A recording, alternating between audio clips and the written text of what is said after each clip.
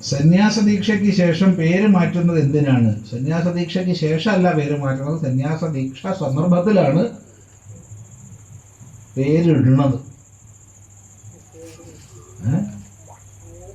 പേരിടുന്നത് നമുക്ക് നാമത്തോടും രൂപത്തോടുമുള്ള താതാത്മ്യമുണ്ട്. രൂപത്തോട് താതാത്മ്യം നമുക്കറിയാതെ ഉണ്ട് ഇല്ലേ?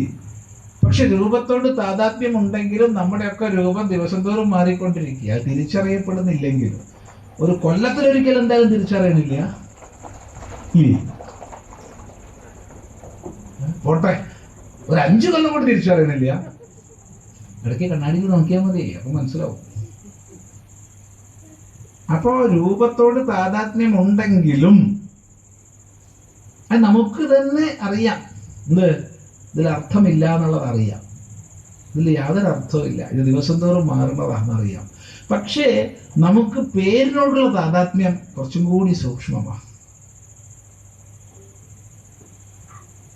കുറച്ചും കൂടി സൂക്ഷ്മമാണ്. അതെ,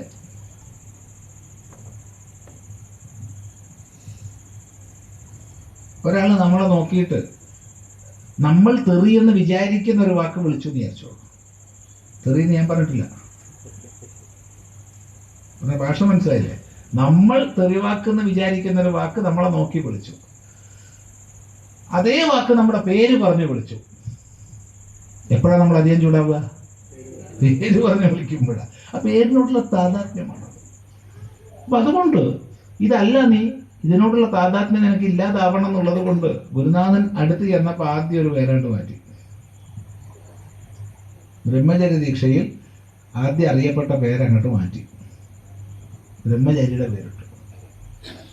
അത് കഴിഞ്ഞു, കുറേ കാലം കഴിഞ്ഞു, സന്യാസ ദീക്ഷയായി. അപ്പൊ അതും മാറ്റും. ഇതും അല്ലടാ, അതും മാറ്റി. എന്ത് പേരായിട്ട് ആ ഗുരുവിന് തോന്നിയ പേരിടും.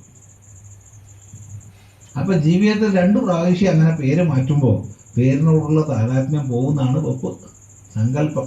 പക്ഷെ അതിനോടും താതാത്മ്യം വരാം. അതാണ് മായ.